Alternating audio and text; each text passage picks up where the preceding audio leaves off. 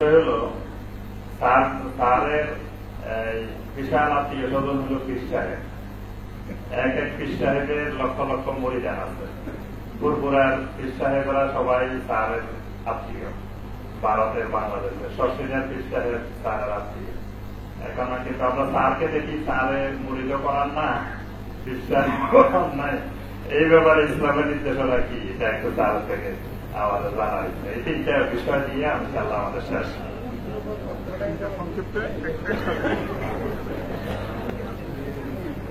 আলহামদুলিল্লাহ ওয়াসসালাতু ওয়াসসালামু আলা রাসূলিল্লাহ ওয়া বাদ। তিনটে বিষয় জরুরি, যেহেতু তিনটে বিষয় বিশেষ করে 12 রবিউল আওয়াল এবং 25শে ডিসেম্বর এবার একসাথে এসেছে, তো এক জায়গাতেই উৎপত্তি, এই জন্য ওটাই শেষে বলি একসাথে। আর যেহেতু আমার নিজের স্বার্থের সাথে জড়িত, এটা দিয়েই শুরু করি আর কি। আলহামদুলিল্লাহ, অনেকে এটা একটা আপত্তি বিপত্তি বিভিন্ন রকম বিষয় আছে। কেউ কেউ বলেন যে স্যার তো ভালোই কিছু বলে, মনে হয় ভালোই, কিন্তু আমাকে একজন বলছে যে ইন্টারনেটে তরুণেরা এখন সব হুজুরদের নারী অক্ষর তো সব বের করেছে, প্রত্যেকেরই সমালোচনা আছে। তাই আমি বললাম যে আমার সমালোচনা কি? বললে আপনার বড় সমালোচনা যে আপনি পীর সাহেবের সাথে ট্যাগ বাঁধছেন কেন? আপনি তো আলহামদুলিল্লাহ অনেক বড় আলেম, আপনি নিজে আবার ওই দারুস সালামে ফুরফুরা দরবারে ওয়াজ করেন, তার মানে আপনি বেদাতের অনুমোদন দিচ্ছেন। বহু রকম কথা আছে। আলহামদুলিল্লাহ, কথা হলো আমার শ্বশুর ফুরফুরার পীর আব্দুল কাহার সিদ্দিকী রাহিমাহুল্লাহ মারা গেছেন। এদেশে পীর মুরিদি ছিল, আছে।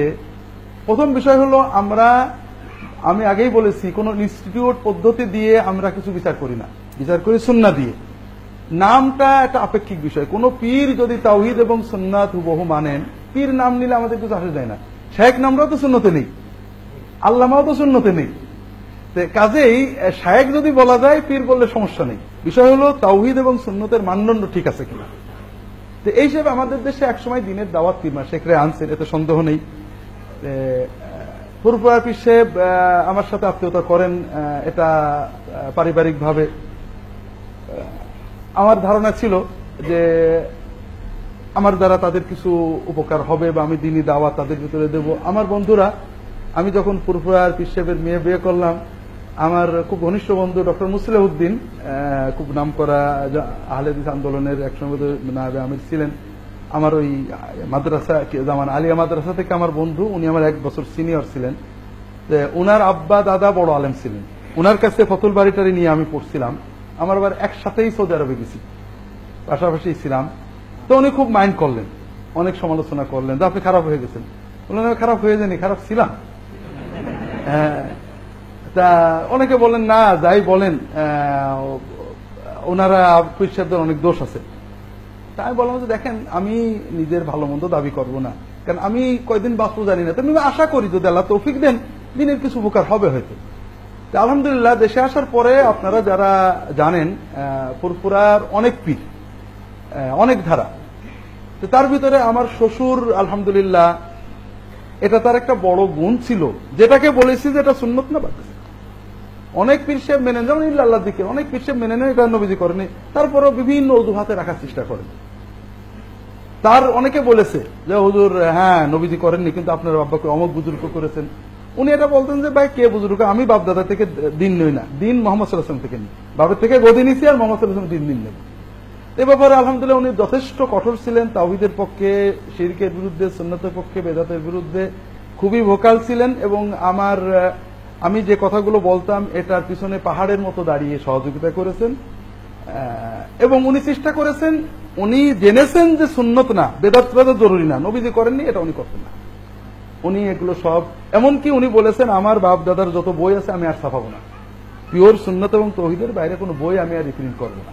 এবং উনি বেঁচে থাকতে এভাবেই করেছেন। আমাকে পীর হওয়ার অনুমতিও দিয়েছেন, যাকে বলে খেলাফত বা যাই বলে এজাজত, যাই বলেন। এখানে আমার দ্বিমুখী বিশ্বাস আছে। পীর মুরিদি দিনী দাওয়াতের একটা উপকরণ, আমাদের দেশের মতো সমাজে এর মাধ্যমে দিনী দাওয়াত চলে। পাশাপাশি আমার ইয়াকিন হলো সুন্নতের খেলাফ যত পদ্ধতি আছে, এ যতই ভালো হোক কিছু খারাপ এসে যায়, সামলানো যায় না। পীর মুরিদির আসাস হলো সহবত, একজন ভালো মানুষের সাহস হয়, এখন তো সুন্নত। এই সহবতটার সুন্নত তরিকা হলো একজনকে নির্দিষ্ট করা যাবে না, একজনের কাছে বেশি যাওয়া যাবে, কিন্তু বিভিন্ন নেককার মানুষের কাছে যেতে হবে। সাহাবীদের যুগে তাবেঈনরা একজনকে নির্দিষ্ট করতেন না, বিভিন্ন নেককার। হাসান বসরি শুধু মানে আনাসের কাছে গিয়েছেন এরকম নয়, তিনি অন্য বিভিন্ন সাহাবীর কাছে থাকতেন, বসতেন। হাসান বসরির সাথীরা তার কাছেই থাকতেন তা না, অন্যান্যদের কাছেও যেতেন, ওয়াজ শুনতেন, কথা শুনতেন, আল্লাহর ভয়ে কাঁদতেন। কথা বুঝতে পেরেছেন? তাহলে পরে সুন্নত হলো নেককারদের সাহচর্য, নেককারদের ভালোবাসা, একজনের সাথে গাঁটছড় বাঁধা না, বিভিন্ন নেককার সাধ্যমতো যাওয়া। সেটা মসজিদের ইমাম হতে পারে, একজন নেককার মহল্লাবাসী হতে পারে, একজন নেককার পীর নামের হতে পারে, শেখ নামের হতে পারে, ভালোবাসা তাদের কাছে যাওয়া। তাতার যুগের পরে যখন মানুষদের ভিতরে দিন একেবারে মৃতপ্রায় হয়ে গেল, তখন পীর সাহেবরা এই কাজটা করতেন, গ্রামে গঞ্জে থাকতেন, মানুষের তার কাছে আসতো। কিন্তু একজনের সাহচর্য নিয়ে পড়ে থাকা এটা সুন্নতের খেলাফ। আর সুন্নতের খেলাফের ভিতরেই কিছু সমস্যা আছে। তার প্রথম সমস্যা হলো যে আমরা যেটা মুরিদ বলি, মুরিদ মানে প্রার্থী, চাই। মানুষ তো আল্লাহকে চাই, কার মাধ্যমে চাই? নবীজি সাল্লাল্লাহু আলাইহি ওয়াসাল্লামের সুন্নতের মাধ্যমে। যখন একজনের কাছে যায়, তিনি এত বড় হয়ে যান, তখন ওইগুলো আড়াল হয়ে যায়, তখন তার খারাপটাও ভালো লাগে। যখন একাধিক আলেমের কাছে যাওয়া হয়, তখন ওই প্রত্যেক আলেমের ভালোটা নেওয়া যায় এবং যাচাই করা যায়। এই জন্য আমি সুন্নত পালন করা বা সুন্নত টিকিয়ে রাখা কঠিন হবে, এরপরে আমি মরে গেলে এটা দরবার এবং বেদাতে পরিণত হবে, এই ভয়ে আমি এর ভিতরে যাই না। আছে তো আমার শ্যালক পীর মুরিদি চালাচ্ছে, আলহামদুলিল্লাহ, সে চেষ্টা করে সুন্নতের পরে থাকার, কিন্তু বড় দরবার হলে সুন্নত কেন কঠিন হয় তারটা সে বুঝবে। কথা বুঝেন না? কারণ আমি ফ্রেশ থাকতে চাই, আল্লাহ যতটুকু বুঝতে দিয়েছেন, এই জন্য সুন্নতের বাইরে চলে যাওয়ার সম্ভাবনা থাকে। এই সিস্টেমগুলো মাসনুন না। একজনের সাথে বান্দা, একজনের সাথে বায়াত হওয়া, একজনের কাছে ওজিফা নেওয়া, একজনকে শাইখ মনে করা, সোহবত নেওয়া, এটা সুন্নত। এবং সাধ্যমতো একাধিক নেককার মানুষের সোহবত নেওয়া, এটা সুন্নত। এই জন্য আমি পীর মুরিদি করি না। যদিও পীর মুরিদি করা অনেকে, বিশেষ করে আমার পীর সাহেব মরার পরে অনেকে বললো যে আমার শ্যালক তো ছোট বয়সে, আর আমার শ্বশুর আমাকে এত হাইলাইট করতেন, অনেকেই আমার কাছে আসছে, হুজুর আপনার সোহবত নিতে। বললাম আমার সোহবত দেওয়ার সময় নেই, আমি বই লাগবার পড়াবো। পীর সাহেব আছে, সোহবত দেওয়ার জন্য উনি ফিরে আসেন, জানার কাছে যান। এই জন্য আমি মনে করি পীর মুরিদি লফজ হিসেবে, সিস্টেম হিসেবে ভালো মন্দ নির্ভর করবে এটার ব্যবহারের উপরে। যেমন মাদ্রাসা একটা সিস্টেম, পীর মুরিদি একটা সিস্টেম।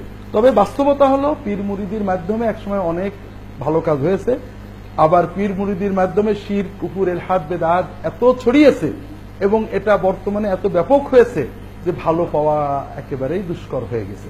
আর আমি এটার ভিতরে ঢুকে সুন্নত রাখতে পারবো না, এই ভয়ে আমি ঢুকি। আল্লাহ মানে ভালো থাকতে না পারি, খারাপ না হয়। আল্লাহ